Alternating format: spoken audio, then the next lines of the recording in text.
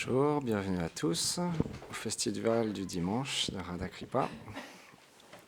Donc avant de commencer, on va réciter un autre mantra. Veuillez donc répéter après moi. Om Namo Bhagavate Vasudevaya.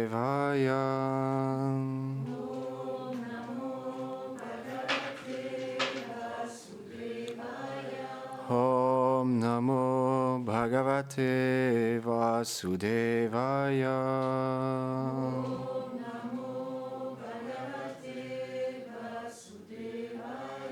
Om Namo Bhagavate Vasudevaya.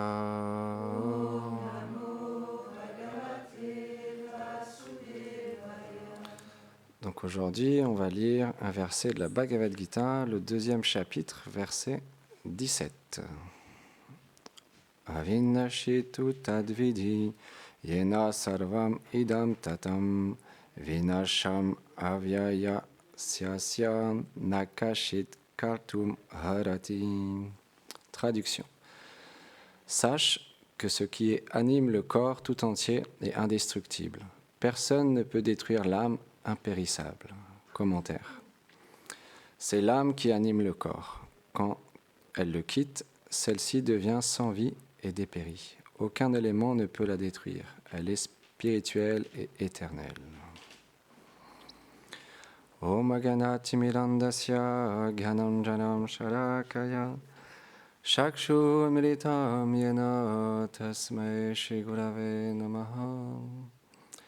Namam Vishnu Padaya Krishna Prestaya Bhutare Shrimati Bhaktivedanta Swami Niti Namine. Namaste Sarasvati Deve Gauravani Pracharine Nirvishesha Shunyavadi Pashyatya Deshatarine.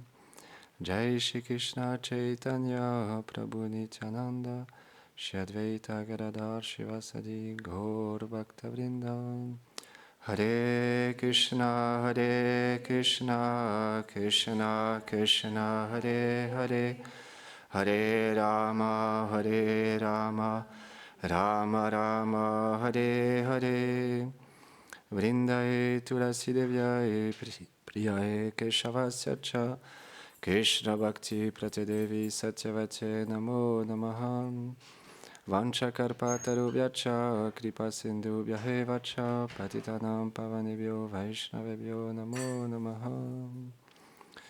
Avant de commencer à parler, j'implore les bénédictions de mon maître spirituel ainsi qu'à Srila Prabhupada, toute notre filiation spirituelle, toutes les personnes ici présentes, pour pouvoir parler sur le Seigneur suprême, Shri Krishna.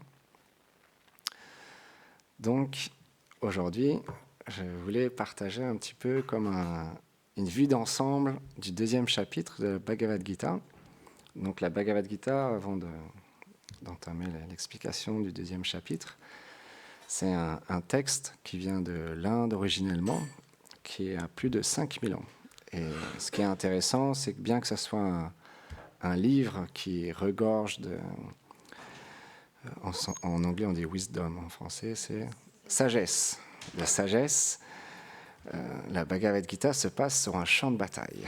Donc c'est assez contradictoire. On ne peut pas imaginer qu'un tel texte qui regorge de connaissances, de sagesse, puisse se passer sur un champ de bataille. Mais comme petit à petit, on trouve que dans ce monde, finalement, il y a des batailles qui se passent dans notre vie, que ce soit avec nous-mêmes, notre mental, nos problèmes quotidiens, l'environnement, les gens ou les animaux qui peuvent parfois nous embêter, comme un petit insecte qui vient nous déranger pendant notre sommeil l'été, alors qu'on est au bord de la plage au Brésil ou en Inde. Un petit moustique vient dans notre oreille et il vient nous perturber.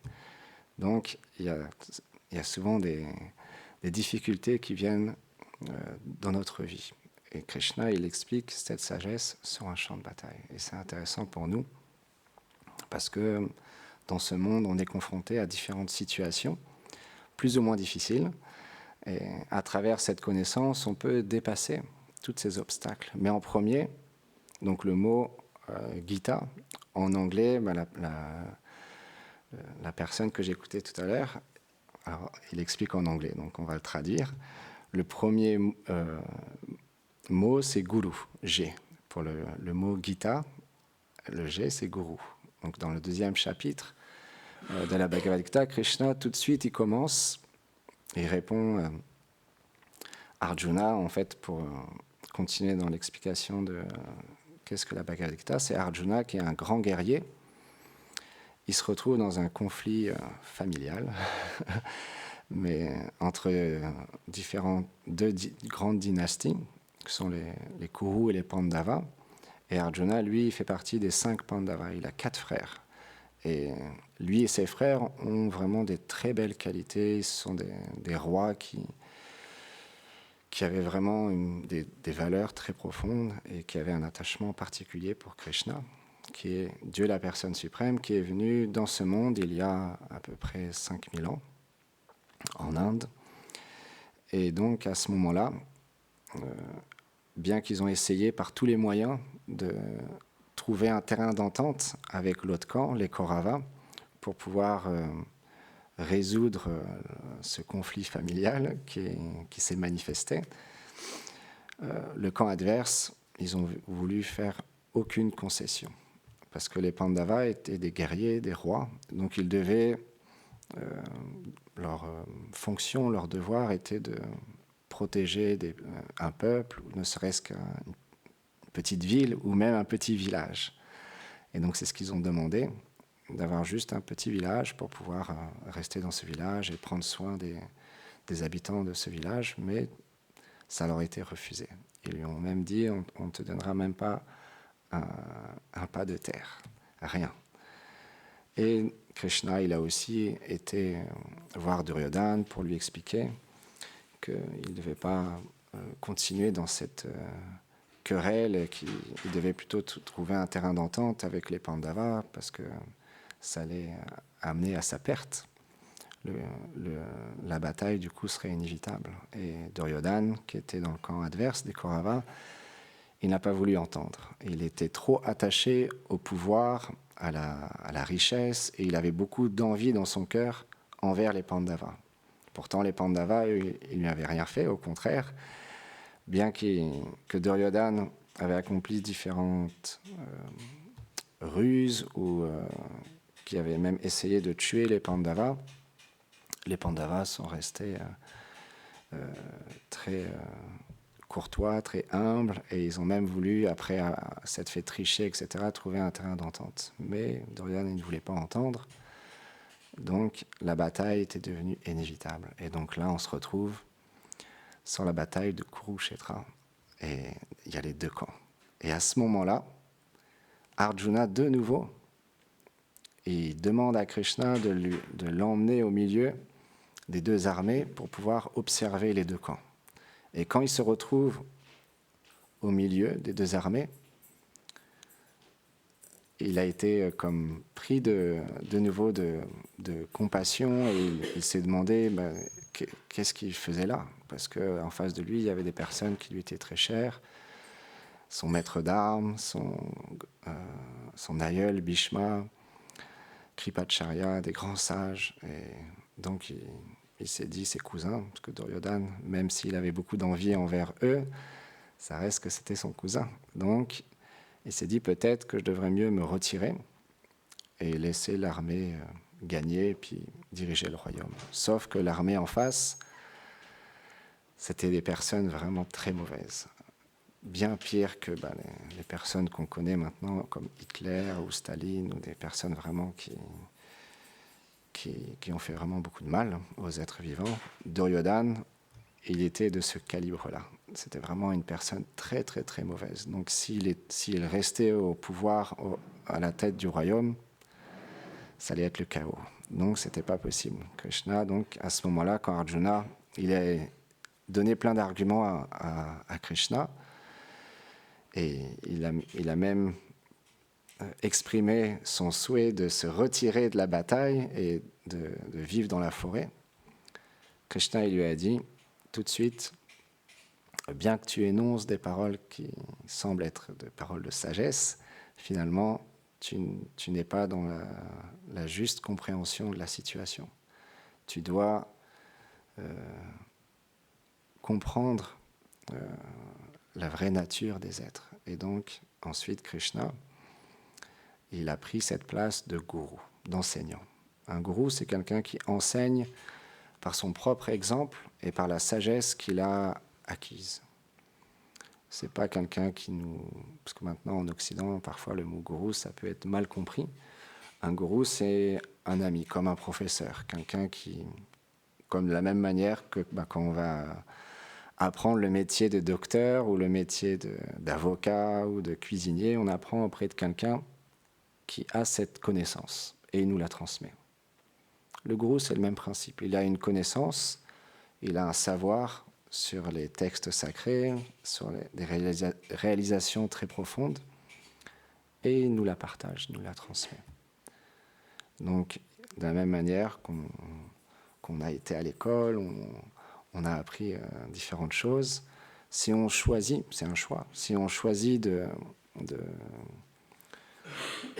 d'apprendre et de savoir plus à propos de cette sagesse, alors on approche quelqu'un qui a cette connaissance, et en sanskrit, ça veut dire gourou. Donc ça, c'est le premier, du premier verset au 10e verset du chapitre 2 de la Bhagavad Gita, ça enseigne ce principe du maître spirituel, du gourou.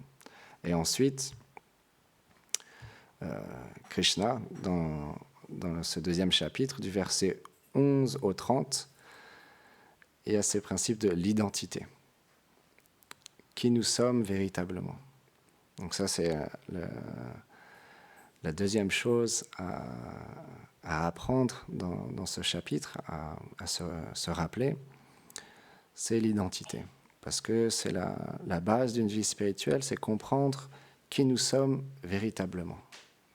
C'est expliquer l'âme, comme on vient de le dire dans ce verset que Krishna il partage à Arjuna, l'âme, elle est éternelle. Le corps, lui, il a un début, un milieu et une fin. Personne ne peut dire dans ce monde qu'il va vivre éternellement dans ce corps. C'est impossible. On a tous vu des proches ou des membres de notre famille décédés. Donc on a conscience que ce corps, il est temporaire. Et les Védas expliquent, comme la Bhagavad Gita, qu'à l'intérieur de ce corps, il y a ce qu'on appelle l'âme spirituelle, Atma.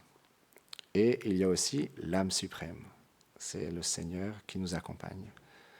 Donc ça veut dire que l'âme, elle, comme elle est éternelle, vie après vie, elle passe d'un corps à un autre, ce qu'on appelle le principe de la réincarnation. Donc on est passé à travers différents corps pour arriver dans une forme humaine. Et dans cette forme de vie humaine, ce qui est différent d'une forme de vie animale, c'est que les animaux, ils vivent un peu plus par instinct. On a tous pu voir, que ce soit des singes en Inde, par exemple. Si on va à Vrindavan, on arrive en Inde, on ne connaît pas. Et puis, on porte, il y a plusieurs personnes qui ont des lunettes. On n'a pas le savoir qu'en Inde, spécialement à Vrindavan, les singes, ils sont experts à voler les lunettes. Mais on n'est pas au courant. Donc on marche tranquillement dans la rue, on se balade avec nos lunettes, et d'un seul coup, il y a un singe qui nous saute dessus et il nous prend les lunettes. Lui, il n'en a pas besoin des lunettes. Mais ils ont trouvé une ruse, c'est que la personne qui a perdu ses lunettes, il va acheter un petit jus de fruits, une petite sucrerie, un petit gâteau. Et il va l'envoyer au singe, parce que le singe, forcément, il se cache. Hein. Il se met bien haut, au-dessus des toits. Et donc, il attend de recevoir la récompense. Une fois qu'il a reçu la récompense, peut-être, hop, d'un coup de pied, il nous balance les lunettes pour qu'on les récupère. Et ça, c'est juste un exemple, un singe, mais voilà, que ça soit un chien, un chat, un animal, juste, il pense qu'à une chose, c'est manger, dormir, s'accoupler, se défendre. C'est la condition animale. Mais un être humain, lui, il a une intelligence supérieure qui lui permet de sortir de ce principe d'agir par instinct, mais de réfléchir, de se poser des questions, d'analyser les situations, de comprendre pourquoi les choses nous arrivent et de réaliser spécialement, de pouvoir répondre à cette question, qui nous sommes véritablement. L'être humain, il peut, à travers une vie spirituelle, se réaliser spirituellement et réaliser qui il est vraiment en tant qu'âme spirituelle. Parce que l'âme, elle est, comme elle est éternelle, elle ne peut pas être tuée, elle ne peut pas être séchée, mouillée, brûlée. C'est impossible. On pourra faire tout ce qu'on veut, on ne pourra jamais tuer l'âme. Un jour, par exemple, il y a une histoire qui me vient tout de suite. Je crois que c'était dans un...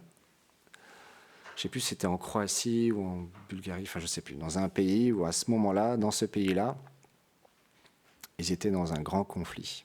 Et il y avait du coup des personnes qui kidnappaient les gens et qui les tuaient. Je ne me rappelle plus pour quelle raison exactement. Mais il se trouvait qu'il y avait un dévot du Seigneur qui avait la connaissance de la Bhagavad Gita, qui étudiait la Bhagavad Gita et qui avait une vie spirituelle. Et donc il s'est fait kidnapper par quelqu'un. Et la personne lui a pointé un flingue et il lui a dit « je vais te tuer ». Et là le dévot il lui a répondu « tu pourras faire ce que tu veux, tu ne pourras jamais me tuer ». La connaissance est belle, la connaissance elle est facile à parler, à écouter. Et quand on se retrouve dans de telles situations, la mettre en pratique, il faut avoir quand même une bonne vie intérieure. Et ce déo-là, tout de suite, il lui a répondu « Tu pourras faire ce que tu veux, tu ne pourras jamais me tuer ». J'ai dit « Comment ça ?»« Mais si, moi, si je prends mon flingue, je te tue. » J'ai dit « Non, tu penses que tu me tues, mais tu ne pourras jamais me tuer. Parce que je ne suis pas ce corps, je suis l'âme. » Et il a été touché. La personne avec le flingue, il a été touché. Et il lui a demandé « S'il te plaît, parle-moi de plus de cette connaissance, ça m'intrigue. » Et il lui a parlé, et il ne l'a pas tué. Et il a lui-même, après, suivi les enseignements. Donc c'est ça le principe qu'on est une âme spirituelle. C'est tellement puissant qu'on peut, même dans de telles situations, être paisible. On peut complètement être serein. Et on peut respecter tous les êtres. Parce que quand on réalise pleinement qu'on est une âme spirituelle, on ne voit plus simplement une femme, un homme, un Africain, un Américain, un Chinois, un Portugais, un Anglais, un Espagnol, ou un arbre, ou un chat, un chien, ou un singe. On voit aussi l'âme qui se trouve à l'intérieur du corps de cette personne, de ce jiva en sanskrit. Et de cette manière-là, on apprend à respecter les êtres pour qui ils sont véritablement. Bien sûr,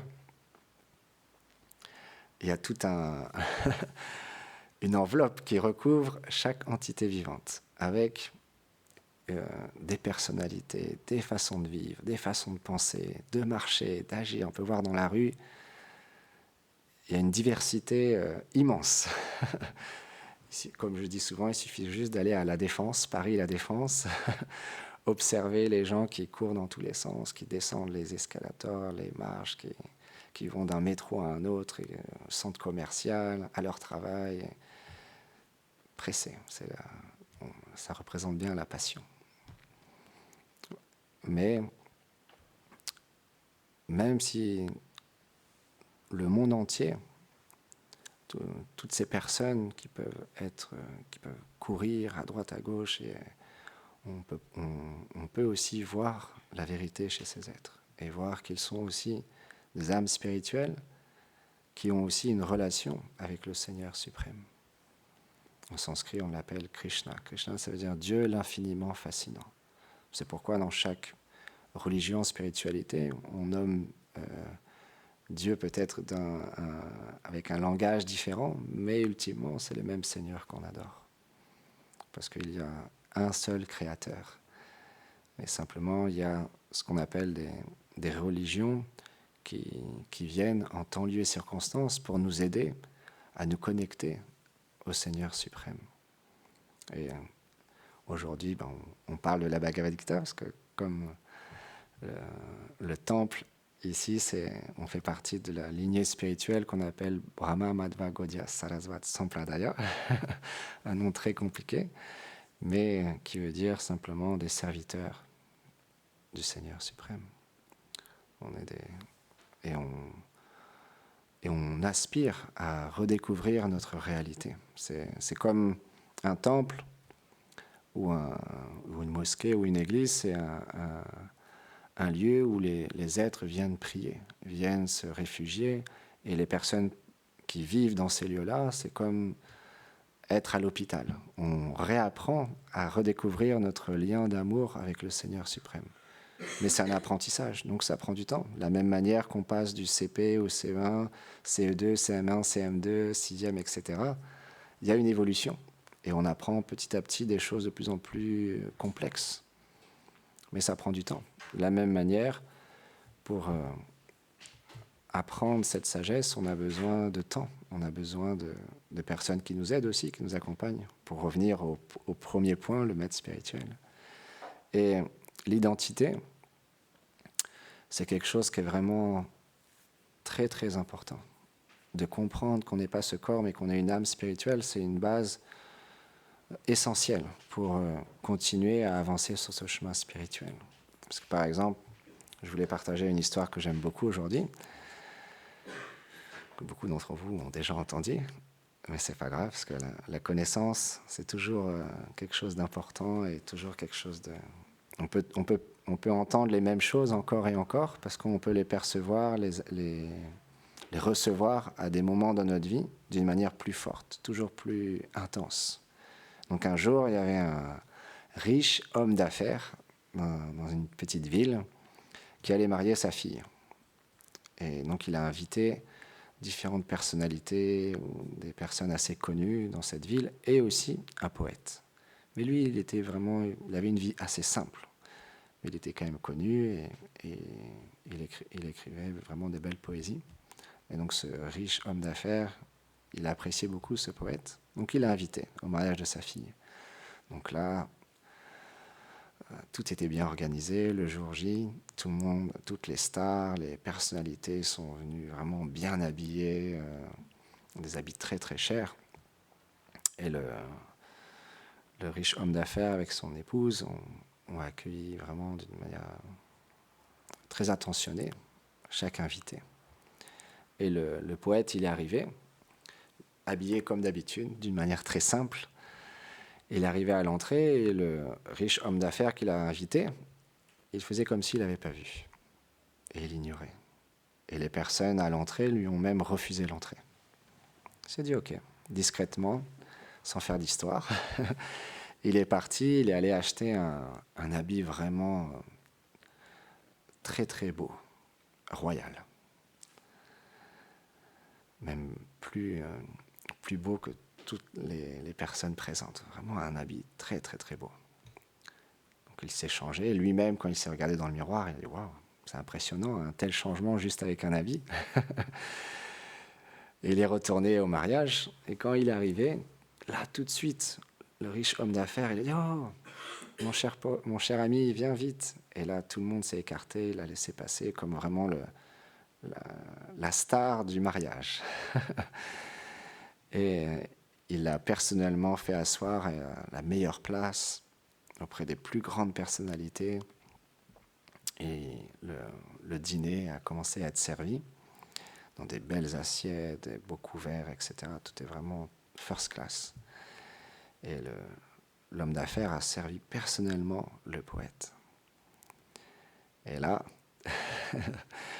le poète, il a commencé à prendre la soupe et à la mettre dans ses poches des vêtements. Il a commencé à prendre le riz, les légumes, et à les mettre dans l'autre poche. Et il a dit, tenez mes beaux vêtements, mangez, mangez, profitez-en.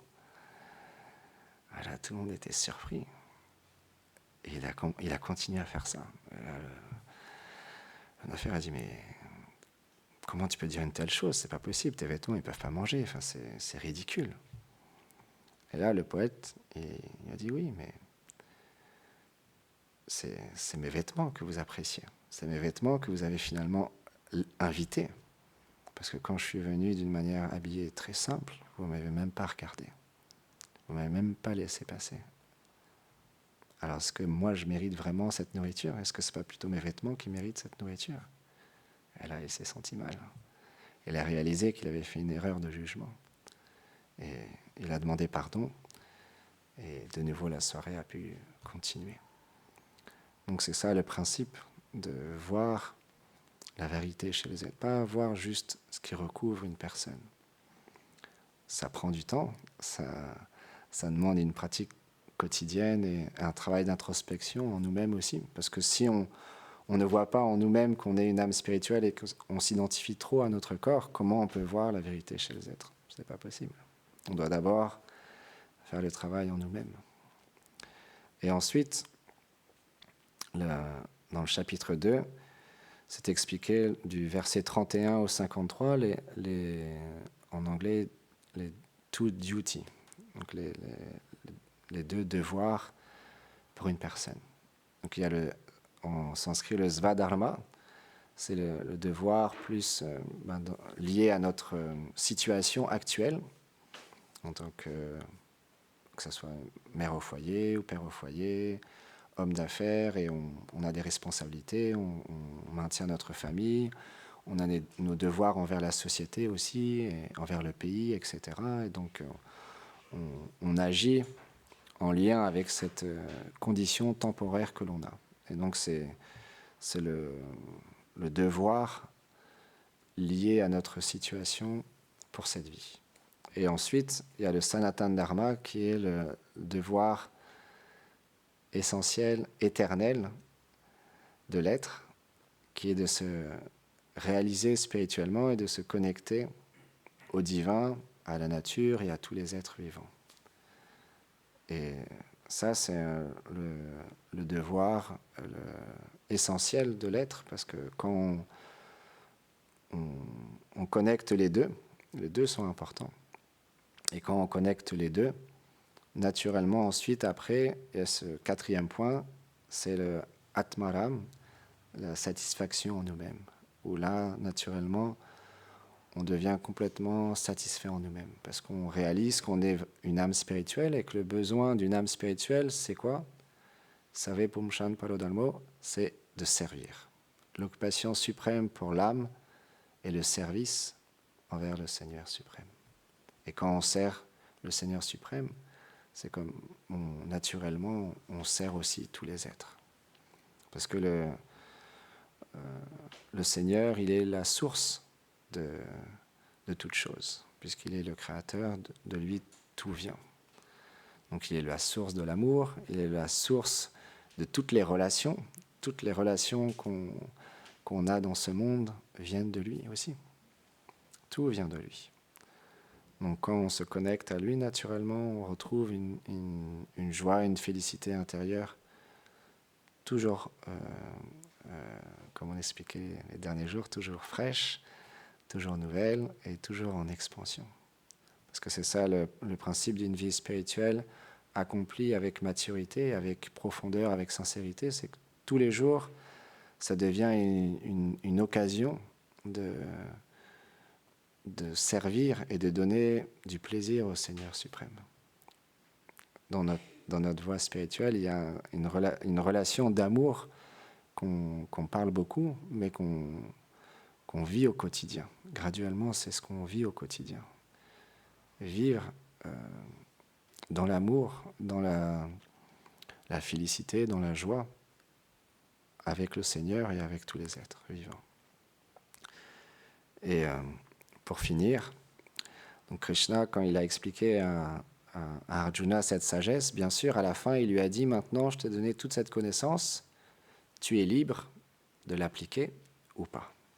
C'est ça aussi le principe d'une vie spirituelle, c'est que la foi, elle doit venir de nous. Le désir de vouloir aller dans tel ou tel chemin spirituel, ça doit venir de nous-mêmes. Ça ne peut pas être forcé. Parce que le Seigneur lui-même ne nous force pas. Il nous laisse libres. On a une liberté totale.